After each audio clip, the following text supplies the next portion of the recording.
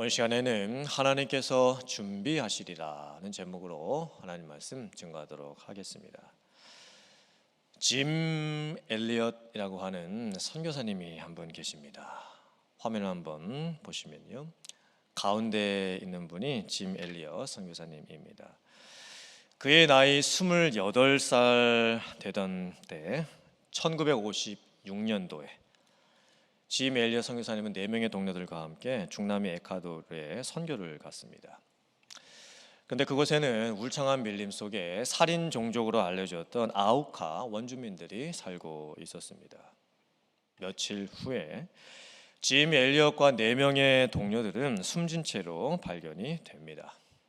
그런데 놀라운 것은 그 짐 엘리엇과 4명의 선교사님들에게 총이 다 허리춤에 이렇게 있었는데 자기들을 방어하기 위해서 그 총을 사용을 하지 않은 흔적이 있었습니다. 짐 엘리엇은 위튼 대학교를 다닐 때부터 하나님께 전적으로 헌신했던 청년이었습니다. 또 짐 엘리엇이 순교했을 때 그때 결혼한 지 2년밖에 안 됐습니다. 그리고 10개월 된 딸이 한 명 있었습니다. 짐 엘리엇이 그의 나이 22살 때 일기에다가 이렇게 적었습니다. 다음 한번 보시고요. 저희 보면 잃을 수 없는 것을 얻기 위해서 가질 수 없는 것을 버리는 것은 바보가 아니다, 이렇게 기록을 해놨습니다. 잃을 수 없는 것을 얻는다는 게 무슨 의미일까요? 잃을 수 없는 것, 영원한 것이겠죠. 바로 복음이고 은혜이고 구원입니다. 그건 절대 잃어서는 안 되는 겁니다. 가질 수 없는 것을 버린다는 게 무슨 뜻일까요? 가질 수 없는 것? 우리가 이 세상을 살아가면서 명예도 갖고 싶고 물질도 갖고 싶고 권력도 갖고 싶고 성공도 다 갖고 싶지요. 근데 그것은 사실 이 세상에서 가질 수 없는 것들입니다. 왜냐하면 언젠간 다 없어질 것들이기 때문입니다. 그래서 잃을 수 없는 그 영원한 것을 내가 얻기 위해서 내가 가지려고 그렇게 애를 쓰고는 있지만 가질 수 없는 것을 버리는 것은 바보가 아니다. 난 그런 삶을 살고 싶다, 이렇게 고백을 했던 거예요. 22살 때. 사랑하는 성도님들, 여러분들은 22살 때쯤에 무슨 생각을 하고 어떻게 사셨습니까? 어떻게 22살 때 이런 생각을 할 수 있을까요? 어떻게 22살 때 하나님께 이런 헌신의 삶을 살아가겠다고 결심을 할 수가 있을까요? 다음 사진은 짐 엘리엇 선교사님의 아내였던 엘리자베스 엘리엇 사모님입니다. 참 놀랍게도 엘리자베스 엘리엇 사모님이 남편의 순교를 당하고 난 후에 바로 미국으로 돌아오질 않습니다. 그 아우카 원주민들을 용서하고 받아들입니다. 자기 남편을 그렇게 죽였던 그 원주민들을 용서합니다. 그리고 7년 동안 자기 혼자 딸을 키우면서 그곳에 계속 있게 됩니다. 그 후에 이제 미국으로 돌아오시죠. 엘리자베스 엘리엇 사모님이 남편 순교 당한 것도 참 힘들었고 그 후에 살아가는 그 삶의 과정도 참 평탄치가 않았습니다. 그런데 자기에게 찾아오는 고난과 고통과 아픔과 시련, 환난 너무 컸죠. 그런데 하나님께서 자기에게 맡겨주신 그 사명의 삶, 그걸 잊지 않습니다. 끝까지 그 자리를 지키면서 살아갑니다. 아마 세상에서 가장 큰 고통은 사랑하는 가족을 잃는 고통이겠지요. 하지만 엘리자베스 엘리엇 사모님은 남편을 그렇게 데려가셔야만 하셨던 하나님께 무슨 뜻이 있겠지. 하나님께서 남편을 그렇게 데려가셨으니 그 남편의 죽음을 결단코 헛되이 하지 아니하시겠지. 그 믿음 하나로 살아가셨던 거예요. 짐 엘리엇 선교사님과 엘리자베스 엘리엇 사모님의 이 헌신이 헛된 것이었을까요? 아닙니다. 참 놀랍게도 나중에 그 순교한 선교사님들의 자녀 중 2명이 자기의 아버지가 순교당했던 팜비치 강가에서 그 강가에서 세례를 받습니다. 그리고 엘리자베스 엘리엇 사모님의 딸도 그 아우카 원주민들을 위해서 또 얼마간 사역을 합니다. 참 놀랍게도 그 5명을 죽였던 그 살해한 장본인 중에 한 명이 키모라고 하는 사람이 있었는데 그가 그 부족의 목사가 됩니다. 그리고 36년이 지나고 나서 1992년 6월 11일 날 아오카 부족 와우라니 지역의 티네노 지역에서 신약 성경 봉헌 예배가 드려지게 됩니다. 즉 이제 그 부족에게 자기의 언어로 된 신약 성경이 번역되어서 생긴 거예요. 그것에 대해서 감사하는 예배를 드리게 됐습니다. 아마 짐 엘리엇 선교사님의 순교와 엘리자베스 사모님의 이 헌신이 없었다면 이 일은 일어나지 않았겠죠. 더 중요한 것은 하나님께서 그 모든 것을 계획하시고 하나님께서 그 모든 것을 준비하시지 아니하셨다면 이 일은 일어날 수 없습니다. 아무리 짐 엘리엇 선교사님이 순교하고 아무리 엘리자베스 엘리엇 선교사님이 그렇게 헌신했다 하시더라도 인간의 수고와 열심으로 그런 일이 이루어지는 않겠죠. 하나님께서 다 준비하시는 거예요. 하나님이 다 예비하시는 겁니다. 제가 지금 아브라함에 대해서 주일 강의 설교를 하고 있는데 오늘은 아브라함의 인생에 있어서 가장 절정에 이르는 사건이 하나 나옵니다. 하나님께서 아브라함에게 하나밖에 없는 외아들 독자 이삭을 죽여서 번제로 하나님 앞에 예배로 드리라고 말씀을 하시는 거예요. 그리고 아브라함이 순종을 합니다. 그리고 여호와 이레, 이 신앙의 고백이 됩니다. 과연 오늘 이 말씀 속에는 하나님께서 저와 여러분들에게 주시기 원하시는 어떤 은혜와 또 도전이 담겨 있을까요? 함께 나누기를 원합니다. 첫 번째, 나의 가장 귀한 것을 하나님께 드리는 순종을 할 수 있어야 합니다. 지난 주일날 살펴본 바 창세기 21장에서 드디어 25년 만에 그렇게 기다렸던 아들 이삭을 얻습니다. 그리고 아브라함이 그 아들 이삭이 한 3, 4살 정도 되었을 때 너무나 기쁘고 감사해서 큰 잔치를 벌이게 되지요. 그리고 나서 이제 창세기 22장이 되면 시간이 한 10년 정도 흘러갑니다. 뭐 성경 해석자들 따르면 더 흘러갔을 수도 있습니다. 이제 이삭 나이가 10대 한 중반 정도 됩니다. 그때 하나님께서 아브라함에게 이런 명령을 하십니다. 아브라함아, 이삭을 모리아 산에 데리고 가서 그곳에서 이삭을 죽여서 나에게 번제로 예배로 드려라. 하나님도 다 알고 계셨습니다. 아브라함에게 이삭이 어떤 존재인지를 이미 하나님은 잘 알고 계셨습니다. 그래서 오늘 성경 말씀을 보면 네 아들, 네 사랑하는 독자 이삭, 이렇게 3중 표현을 사용을 합니다. 너의 아들, 너의 하나밖에 없는 아들, 너에게 지금까지 기쁨을 주고 웃음을 주었던 그 이삭이라고 하는 그 이름의 뜻과 같은 그 아들, 그 이삭을 하나님께서 번제로 드리라고 말씀을 하시는 거예요. 하나님께서 왜 이런 요구를 아브라함에게 지금 하고 계실까요?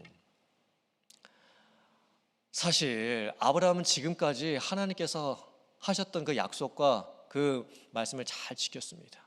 벌써 40년 전입니다. 40년 전에 하나님께서 아브라함에게 너 고향을 떠나라, 친척도 떠나고 네 아버지 집을 떠나서 내가 너에게 일러준 땅으로 가라 말씀하셨을 때 순종하고 갔습니다. 땅 주시겠다, 자손 주시겠다, 네 이름을 창대하게 해주시겠다, 이 약속을 하신 거 25년을 기다렸습니다.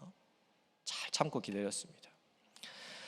드디어 이삭이 태어났습니다. 그리고 이제 이삭 기른 지 한 15년 된 겁니다. 그런데 이제 와서 이 모든 과정을 하나님이 지금 다 알고 계시는데 하나님이 이제 와서 이삭을 다시 하나님께 드리라고 하시는 거예요. 왜 하나님께서 이렇게 말도 안 되는 요구를 하고 계시는 걸까요? 오늘 성경 말씀을 보면 분명하게 하나님께서 아브라함을 시험하시기 위해서 이렇게 하신다라고 말씀을 합니다.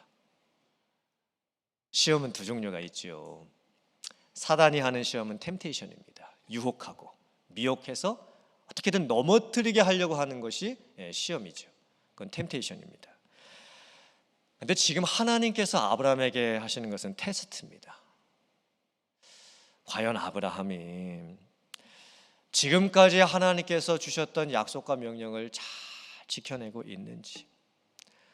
솔직하게는 아브라함이 지금 오르락내리락 했습니다. 이제까지 많은 테스트 속에서 어떨 때는 아브라함이 합격했었을 때도 있었고 어떨 때는 아브라함이 불합격했었을 때도 있었습니다. 그리고 지금까지는 땅에서의 테스트였습니다. 즉, 이 땅에서 살아가면서 생계에 관련된, 인격에 관련된, 관계에 관련된 그런 테스트를 지금까지 받았던 거예요. 근데 이번에 하나님께서 아브라함에게 하시는 테스트는 땅에서가 아니라 산 위에서 하는 테스트입니다. 가장 절정의 지금 테스트를 하나님께서 지금 아브라함에게 하려고 하시는 거예요. 지금까지 땅에서 받았던 테스트하고는 전혀 다른 차원의 테스트입니다. 왜 하나님께서 그렇게 하실까요? 하나님이 테스트하시는 거죠. 과연 아브라함이 믿음의 조상으로서 약속의 유업을 이어갈 수 있는 사람인가 아닌가. 지금까지 40년 훈련 받았는데 그 40년 동안 정말 아브라함이 그 훈련을 통해서 테스트를 통해서 연단되어지고 다듬어지고 정말 하나님이 인정하실 만한 그런 믿음의 사람이 됐는지 안 됐는지 하나님이 이제 마지막 결정적인 테스트를 하려고 하시는 거예요. 정말 이해가 안 되죠. 이건 상식적으로 이해가 안 되는 테스트입니다. 그때 아브라함이 어떻게 반응을 할까요? 아브라함이 일찍 아침에 일어납니다. 그리고 번제에 쓸 나무를 준비하기 시작합니다. 그때 아브라함의 마음이 어땠겠습니까? 그 나무는 자기 아들을 죽여서 태워서 하나님께 번제를 드릴 때 쓰는 나무인 겁니다. 그 나무를 준비할 때 아브라함이 아버지로서 어떤 마음을 가졌을까요? 그 나무 하나 이렇게 도끼질하면서 준비할 때마다 정말 자기 자신의 마음을 치는 것 같지 않았겠습니까? 아브라함이 나귀 준비하고 2명의 종과 함께 이삭 데리고 3일길 여정을 떠나죠.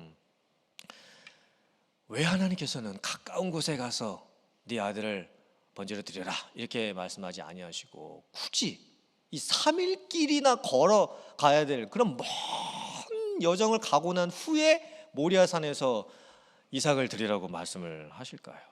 이 3일길을 왜 걷게 하시는 걸까요? 사실 이 3일길도 하나님의 테스트의 일부입니다.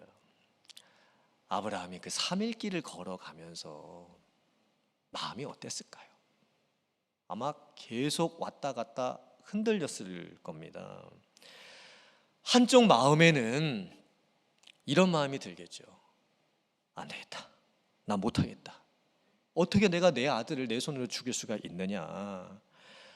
도저히 내가 이것은 못하겠다. 안 되겠다. 집으로 돌아가야 되겠다. 이런 마음이 아마 들었을 겁니다. 근데 또 다른 마음 한편으로는 그래도 무슨 하나님의 뜻이 있으시겠지. 40년 전부터 지금까지 하나님께서 내게 해주셨던 것을 생각을 해보면 분명히 하나님께서 목적과 계획을 갖고 나에게 어떤 명령을 해주셨고 또 나를 지금까지 인도해 주셨는데 그래도 지금은 내가 알 수 없지만 무엇인가 하나님의 뜻이 있을 줄 믿고 내가 모리아산까지 가야 되겠지. 내 아들을 드려야 되겠지. 아마 이런 마음을 또 가졌을 겁니다. 이 두 마음이 그 3일 동안 왔다 갔다 했겠죠. 아브라함도 사람인데 안 그랬겠습니까? 근데 사실 이 모습은요, 우리들이 인생을 살아가는 모습하고도 참 똑같습니다. 우리들도 지금 인생길 걸어가고 있죠. 근데 매일매일 우리의 마음이 두 마음이 항상 충돌을 합니다. 하나님 감사합니다. 어떨 때는 은혜 충만하고 정말 하늘을 날아가는 것 같은 그런 영적 고지에 서 있다가도 또 어떨 때는 하나님 도대체 저에게 왜 그러시는 겁니까? 하나님 도대체 제가 왜 이런 일을 당해야 되는 겁니까? 라고 하면서 하나님 앞에 원망도 하고 또 불평도 하고 또 넋두리가 나오게 될 때가 있는 거예요. 우리의 삶도 매일 이게 반복이 됩니다. 은혜의 해는 항상 떠 있습니다. 하나님의 은혜가 없었을 때는 한 번도 없었습니다. 은혜의 해는 항상 떠 있습니다. 그런데 이 연단의 안개가 끼어 있죠. 이 테스트에 안개가 껴 있습니다. 그래서 해가 안 보일 때가 있어요. 은혜가 안 보일 때가 있습니다. 깜깜할 때가 있습니다. 아브라함도 지금 딱 그런 상황인 것입니다. 이제 3일 걸어가고 나서 아브라함이 그래도 돌이키지 않았습니다. 집으로 돌아가지 않았습니다. 끝까지 그 믿음의 길을 걸어갑니다. 3일 동안. 그리고 이제 3일을 가니까 저 멀리 이제 눈에 모리아산이 들어옵니다. 그때 아브라함이 두 종에게 말하죠. 너희들은 나귀와 함께 여기 이제 머물러 있어라. 여기서부터는 나하고 내 아들 이삭하고 이 번제에 쓸 나무 메고 우리가 갔다가 오겠다. 근데 여기에 아브라함이 뭐라고 고백을 해놨냐면, 내가 이 아이와 함께 저 산에 가서 예배하고 우리가 돌아오리라. 우리가 돌아오리라. 이렇게 고백을 해놨습니다. 이게 무슨 고백일까요? 만약에 아브라함이 하나님의 명령대로 이삭을 죽인다면 돌아올 때는 혼자밖에 못 돌아옵니다. 그럼 나 혼자 돌아올 것이다 이렇게 얘기를 해야 되는데, 우리가 돌아올 것이다, 예배하고 번제 다 드리고 나서 우리가 같이 돌아올 것이다, 지금 이렇게 지금 고백을 한 거예요. 여기에 엄청난 영적인 의미가 담겨 있습니다. 놀랍게도 히브리서 성경이 이렇게 말씀을 합니다. 히브리서 11장 17절부터 19절 말씀 같이 봉독합니다. 시작. 아브라함은 시험을 받을 때에 믿음으로 이삭을 드렸으니 그는 약속들을 받은 자로 돼 그 외아들을 드렸느니라. 그에게 이미 말씀하시기를 네 자손이라 칭할 자는 이삭으로 말미암으리라 하셨으니, 그가 하나님이 능히 이삭을 죽은 자 가운데서 다시 살리실 줄로 생각한지라. 비유컨대 그를 죽은 자 가운데서 도로 받은 것이니라. 아멘. 지금 히브리서 성경이 아브라함의 그 상황과 아브라함의 믿음을 이렇게 해석을 하고 있는 거예요. 아브라함은 설령 자기가 하나님의 명령대로 자기 아들 이삭을 죽인다고 해도 하나님께서 어떻게든 무슨 방법으로든 이삭을 다시 살려내실 줄을 믿었습니다. 왜냐하면 이삭을 자기가 죽이면 자기는 그냥 아들 하나 잃은 것으로 끝나지만, 만약에 이삭이 죽어버리면 하나님께서 이삭을 통해서 하시겠다고 하셨던 그 모든 언약과 약속이 다 끊어지는 겁니다. 그러므로 하나님께서는요, 이삭을 죽이실 수가 없어요. 하나님께서는 설령 아브라함이 이삭을 죽인다 할지라도 하나님께서는 이삭을 다시 살리셔야만 하는 겁니다. 왜냐하면 이삭은 죽어서는 안 되는 존재입니다. 살아 있어야만 하는 아들이었던 거예요. 아브라함의 믿음이 참 놀랍지 않습니까? 어떻게 이런 믿음을 가질 수 있을까요? 내가 죽이더라도 하나님이 다시 살려내실 것이다. 욥기서 1장 21절 말씀도 같이 봉독해 봅니다. 시작. 이르되 내가 모태에서 알몸으로 나왔사온즉 또한 알몸이 그리로 돌아가올지라. 주신 이도 여호와시요 거두신 이도 여호와시니 여호와의 이름이 찬송을 받으실지니이다 하고. 아멘이십니까? 욥이 고백하지요. 그 힘든 고난을 받으면서도 주시는 분도 하나님이시다, 거두어 가시는 분도 하나님이시다. 그리고 하나님을 어떤 상황에서도 찬양을 했던 겁니다. 사랑하는 성도님들, 오늘 이 말씀을 보면서 우리가 한번 묵상해 봤으면 좋겠습니다. 나는 정말 하나님께 무엇을 드릴 수 있을까? 나는 하나님께 내게 있는 것 중에서 가장 귀한 것 무엇을 드릴 수 있을까? 만약에 하나님께서 너에게 있는 소중한 것, 네가 지금 가장 중요하게 생각하고 있는 것, 그것을 나에게 드릴 수 있겠느냐? 이렇게 물어보신다면 아멘, 제가 여기 있습니다, 제가 그렇게 하겠습니다. 이런 믿음이 정말 나에게 있을까? 한번 묵상해 봤으면 좋겠습니다. 사실 하나님이 뭐가 부족하셔서 아브라함에게 아들 달라 하시지 아니하셨지요. 지금도 하나님이 뭐가 부족하셔서 저와 여러분들에게 너한테 있는 것, 네가 가지고 있는 것 뭐 나한테 줘라 이렇게 하시는 분이 아니십니다. 하나님은 천지의 창조자이시지요. 하나님은 온 세상 만물의 주인이십니다. 하나님 존재 자체가 스스로 충만하신 것입니다. 제가 하나님께 뭘 드린다고 해서 그 하나님의 충만함에 뭐가 보탬이 되는 것도 아닙니다. 하나님이 때때로 우리에게 왜 무엇인가를 달라 하실까요? 그것은 누가 주인인지를 가르쳐 주시기 위함입니다. 하나님이 그때그때 우리에게 물으시는 거예요. 너의 주인은 누구냐? 너의 생명의 주인은 누구고, 너의 소유의 주인은 누구고, 너의 시간과 재능과 네가 가지고 있는 모든 것의 주인은 누구냐? 지금 그거를 우리에게 물으시는 거예요. 사랑하는 성도님들, 저희들이 오늘 이 말씀을 보면서 믿음의 고백을 했으면 좋겠습니다. 하나님, 그렇습니다. 하나님이 제 인생의 주인이십니다. 제게 있는 것 모든 것 하나님의 것입니다. 하나님이 만약 원하신다면 저에게 있는 시간도 재능도 물질도 건강도 모든 것 하나님을 위해서 사용하겠습니다.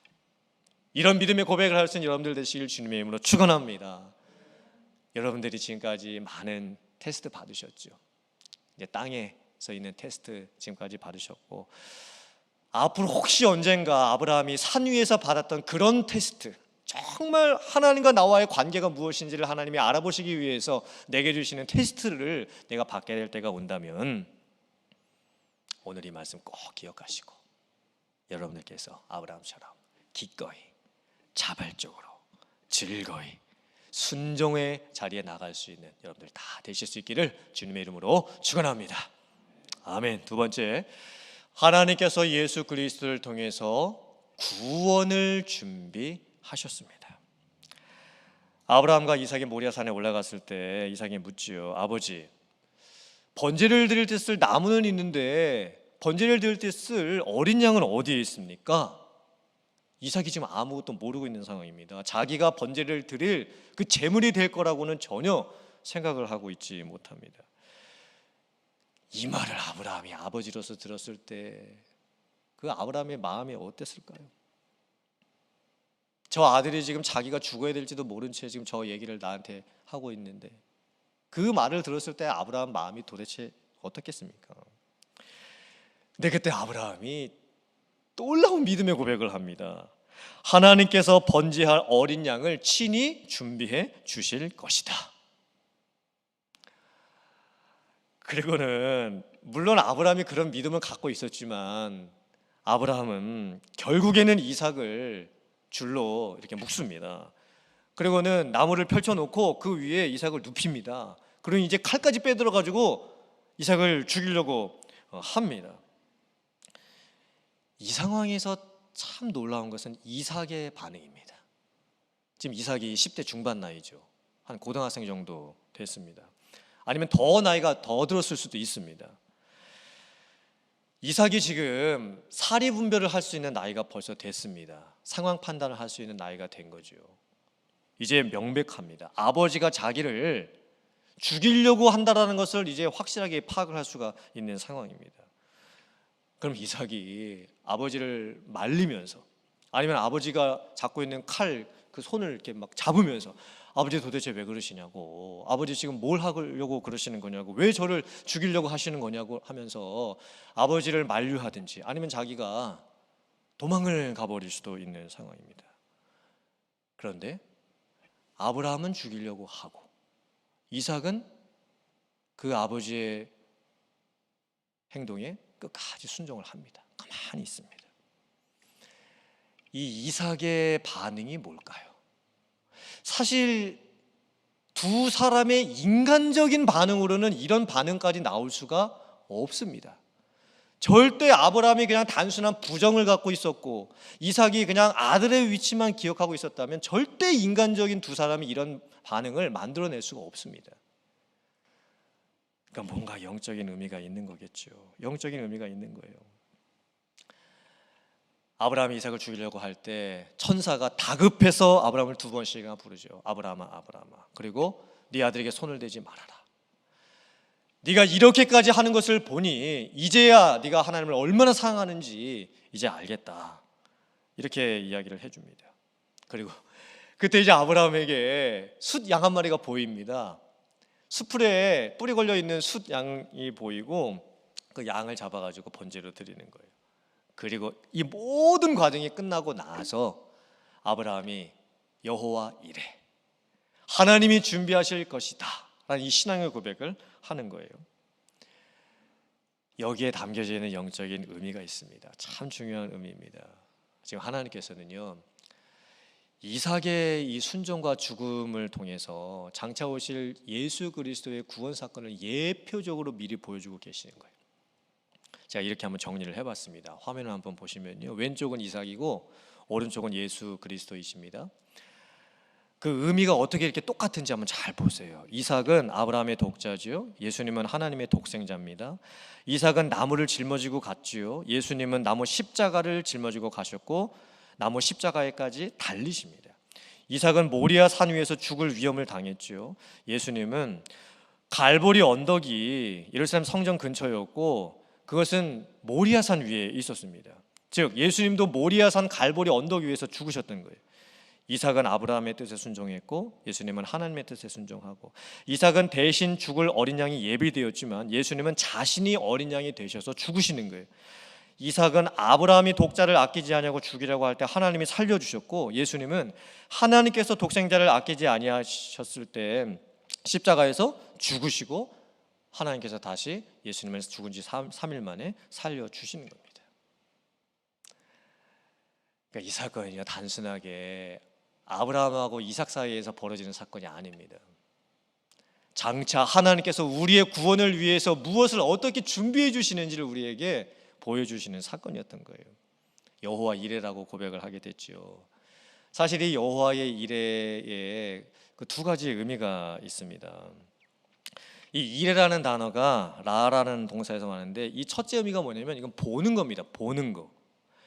이게 이제 수동태 제기형으로 쓰이면 어떻게 되냐면 하나님께서 보이실 것이다, 자기 자신을. 하나님께서 자기 자신을 나타내실 것이다, 이런 의미를 가지고 있습니다.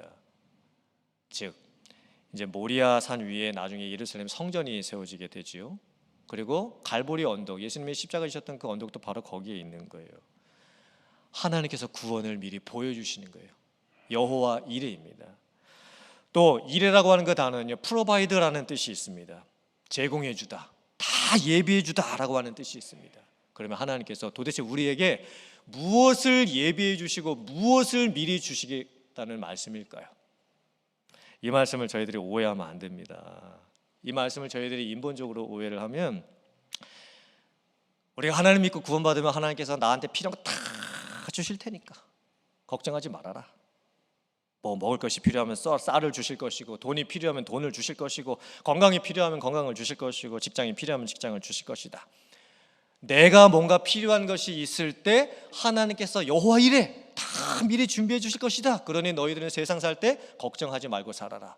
이런 의미가 아닌 거예요. 사실 이런 의미는 타종교에도 다 있습니다. 그 신이 너희들을 먹여 살릴 것이니 너희들은 걱정하지 말아라. 이런 의미는 타종교에도 다 있습니다. 근데 오늘 이 여호와 이레는 다른 의미입니다. 하나님께서 준비해 주시겠다라는 거예요. 누구를, 무엇을 위해서 준비해 주시겠다는 의미겠습니까? 예수 그리스도를, 저와 여러분의 구원을 위해서 준비해 주시겠다라는 의미입니다. 엄청난 의미가 여기에 지금 담겨 있는 거예요. 요한복음 8장 56절 말씀 같이 한번 봉독해 봅니다. 시작. 너희 조상 아브라함은 나의 때 볼 것을 즐거워하다가 보고 기뻐하였느니라. 아브라함이 예수님보다 2000년 전 사람입니다. 그런데 아브라함은 장차 오실 예수님을 봤습니다. 이 눈으로 본 게 아니겠지요. 언약과 약속 안에서 장차 하나님께서 구원을 위해서 보내주실 예수님을 미리 본 거예요. 아브라함은요, 자기가 그 아들 이삭 하나님께 드리는 그 사건을 통해서 깨닫습니다. 아, 하나님께서 장차 하나님의 독생자 예수 그리스도를 세상에 보내주시겠구나. 그리고 그것을 미리 보면서 기뻐해요. 그 안에서 즐거워하다가 아브라함이 죽었던 거예요. 그러니까 아브라함은요, 그냥 이 땅 위에서 살면서 아들 얻고 재산 얻고 노년까지 뭐 행복하게 사는 거, 그게 인생의 목적이 아니었습니다. 아브라함은 장차 모리아 산 위에서 하나님께서 우리의 구원을 위해서 보내주신 예수 그리스도가 십자가에서 달리셔서 우리를 구원해 주시는 그 구원을 바라보았습니다. 그것이 아브라함에게 엄청난 기쁨이고 축복이었던 것입니다. 사랑하는 성도님들, 오늘 이 말씀을 통해서 나 같은 죄인 살리시기 위해서 이 세상에 오셔서 나 같은 죄인을 위해서 십자가에서 죽으신 그 예수 그리스도를 깊이 묵상할 수 있는 여러분들 되시기를 간절히 바랍니다.